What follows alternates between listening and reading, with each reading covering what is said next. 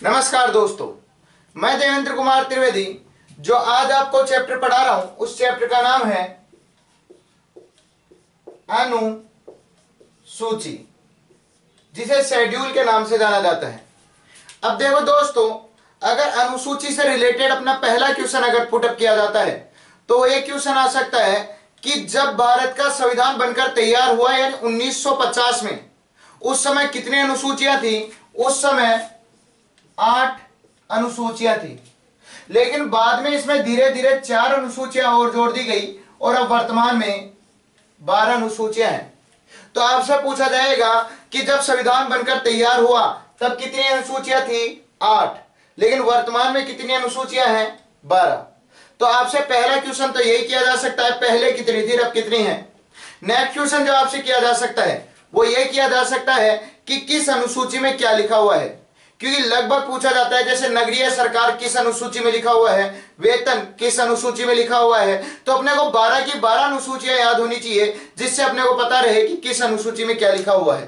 तो आओ दोस्तों, आज एक कहानी के थ्रू याद करते हैं कि इन 12 अनुसूचियों में क्या क्या लिखा हुआ है। तो एक बंदा था दोस्तों, वो बंदा गया पैसा कमाने के लिए। पैसा आस पड़ोस में नहीं मिला तो वो ओवरऑल इंडिया में पैसा कमाने के लिए गया।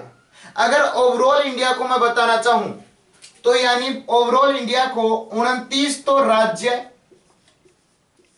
और 7 केंद्र शासित प्रदेश यानी सेंट्रल रूल्ड टेरिटरी के नाम से बता सकता हूं।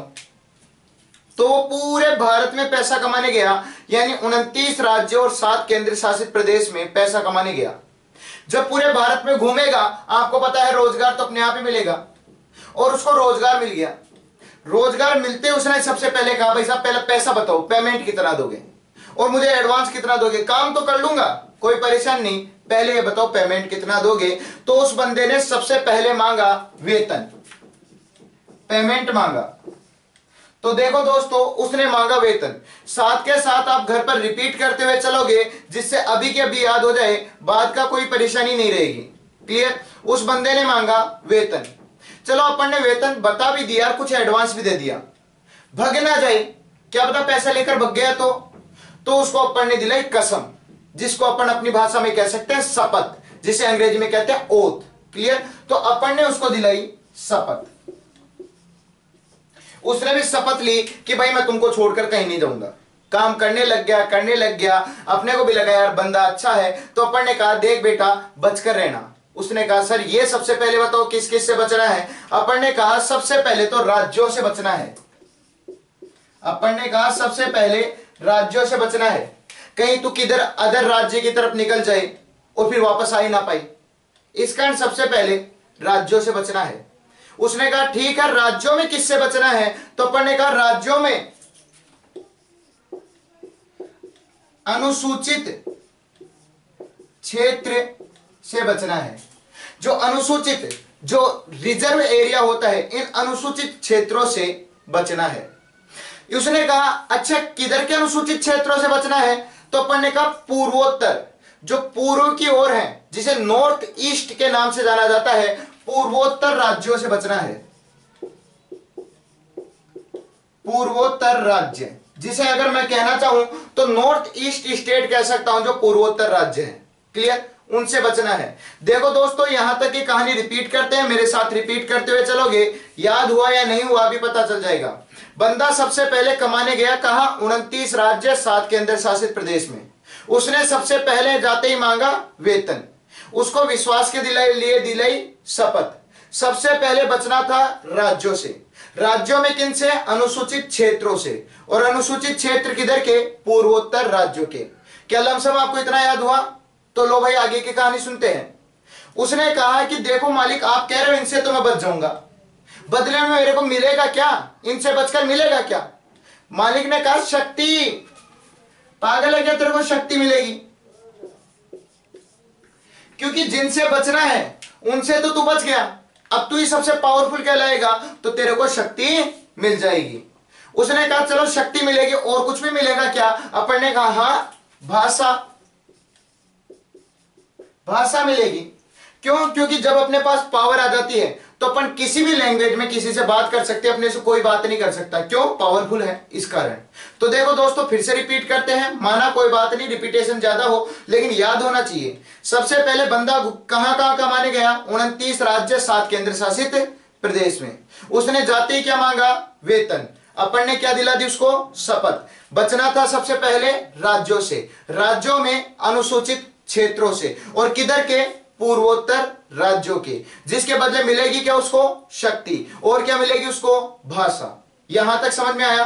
नेक्स्ट बात आती है कि चलो उसको भाषा मिल गई, तो उस बंदे ने कहा देखो मालिक, आपने मेरे को रखा भी है, पेमेंट भी दिया है, बचना भी सिखाया है, क्या मेरे को मिलेगी ये भी बताया है, थोड़ी सी जमीन भी दे दो, कहीं कोई कमरा दे दो जहां रह तो जाऊं, कोई रहने का ठिकाना ही नहीं है। तो मालिक ने कहा कोई बात नहीं, तू चिंता मत कर, मैं तेरे को भूमि देता हूं। भूमि यानी रहने के लिए जमीन देता हूं, रहने के लिए जमीन देता हूं। लेकिन मालिक ने उसको समझाया, देख तेरे को पेमेंट दिया है, तेरे को बचना सिखाया है, तेरे को जमीन दी है, अब मैं तेरे को दूसरी पार्टी में नहीं जाने दूंगा, कहीं तेरे को ज्यादा अपॉर्चुनिटी मिली है, तू मेरे को छोड़कर चला जाए, अब मैं तेरे को जाने नहीं दूंगा, यानी अब मैं तेरे को दल बदल नहीं करने दूंगा, पार्टी चेंजिंग नहीं करने दूंगा। अगर तू मुझे छोड़कर जाने की कोशिश करता है, अगर तू दल बदल करता है, पार्टी चेंजिंग करता है, तो मैं चुप नहीं बैठूंगा, न्याय के लिए जाऊंगा सबसे पहले सबसे छोटी सरकार में, और सबसे छोटी सरकार होती है पंचायत। क्लियर? अगर पंचायत में भी मुझे न्याय नहीं मिला तो पंचायत से थोड़ी बड़ी सरकार में जाऊंगा, जो रहती है नगरीय सरकार। देखो दोस्तों, अगर आपको यहां तक की कहानी याद हो गई तो बस कंप्लीट है आपकी शेड्यूल यानी अनुसूचियां। सबसे पहले बंदा कमाने गया 29 राज्य 7 केंद्र शासित प्रदेश। बंदे ने सबसे पहले मांगा वेतन और आपने उसको दिला दी शपथ। बचना है सबसे पहले राज्यों से, राज्यों में अनुसूचित क्षेत्रों से, किधर वाले? पूर्वोत्तर राज्य वाले। मिल जाएगी क्या उसको? शक्ति। और क्या मिल जाएगी उसको? भाषा। रहने के लिए दी उसको भूमि। नहीं करने देंगे दल बदल, नहीं तो लेकर जाएंगे पंचायत, नहीं तो लेकर जाएंगे नगरीय सरकार। और दोस्तों, अपने अनुसूची का चैप्टर कंप्लीट हो चुका है। वर्तमान में 12 अनुसूची है, 12 अनुसूची आपके सामने है। पहली अनुसूची, पहली अनुसूची में भारत के 29 राज्य व 7 केंद्र शासित प्रदेश यानी 29 state and 7 central ruled territory के डेफिनेशन के बारे में बताया गया है, इनके वर्णन के बारे में बताया गया है कि भारत के 29 राज्य कैसे कैसे होंगे और उनमें केंद्र शासित प्रदेश कैसे कैसे होंगे।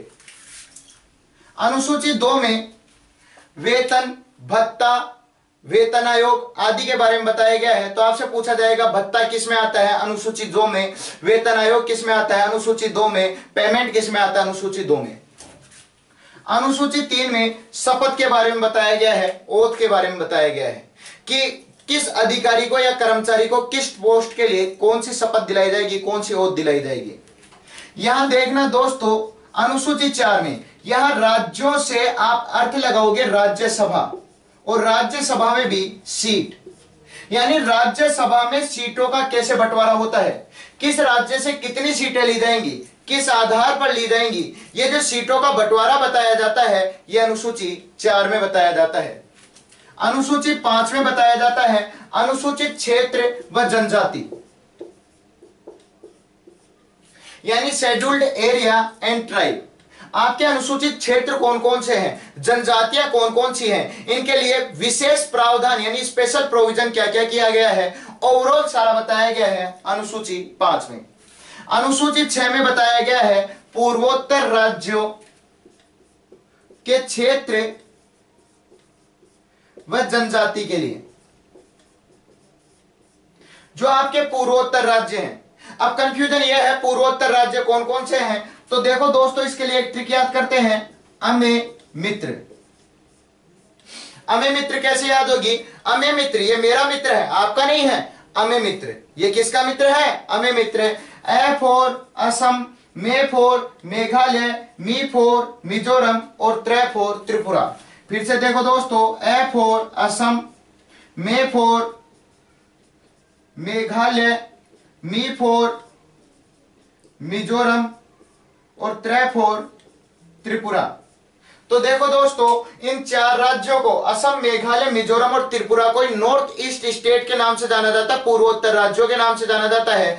यहाँ के क्षेत्र व जनजातियों के लिए विशेष प्रावधान, स्पेशल प्रोविजन अनुसूची 6 में बताया गया है। अनुसूची 7 में बताया गया है शक्तियों का बंटवारा, यानी डिवीजन ऑफ पावर्स। अपने भारत में शक्तियां 3 भागों में बटी हुई है दोस्तों, संघ सूची, राज्य सूची, समवर्ती सूची, जिसे आप union list, state list and concurrent list के नाम से जानते हो। ये जो शक्तियों का बंटवारा है, यह अनुसूची 7 में बताया गया है। अनुसूची 8 में दोस्तों भारत की 22 भाषाओं के बारे में बताया गया है कि भारत में 22 भाषाएं मान्य होंगी। अनुसूची 9 में दोस्तों भूमि सुधार से संबंधित बताया गया है कि भूमि से संबंधित जितने भी प्रकार के अपने भारत में कानून होते हैं, सारे के सारे अनुसूची 9 में बताए गए हैं। अनुसूची 10 में दल बदल पर रोक के बारे में बताया गया है कि अगर कोई भी चुनाव के बाद में कोई भी अपनी पॉलिटिकल पार्टी को छोड़कर दूसरी पॉलिटिकल पार्टी में नहीं जा सकता, यानी जो पार्टी चेंजिंग को स्टॉपिंग किया गया है, स्टॉप करने की बात कही गई है, रोकने की बात कही गई है, यह अनुसूची 10 में बताया गया है। अनुसूची 11 में पंचायतों को संविधान में बताया गया है कि पंचायती राज यानी जूरी संविधान में किस प्रकार से बताई जा रही है। और अनुसूची 12 के तहत नगरीय सरकार, जिसको म्युनिसिपल गवर्नमेंट के नाम से जाना जाता है, नगरीय सरकार को संविधान में बताया गया है कि नगर पालिका, नगर परिषद, नगर निगम ये संविधान में किस प्रकार से होंगे। और ये है दोस्तों आपकी 12 की 12 अनुसूचियां। अगर आपको एक कहानी याद है तो 12 अनुसूचियां याद है। एक बार फिर से रिपीट करवाता हूं जिससे आपको याद हो जाए। बंदा घूमने गया 29 राज्य 7 केंद्र शासित प्रदेश में। तो पहली अनुसूची में 29 राज्य व 7 केंद्र शासित प्रदेशों के बारे में बताया गया है।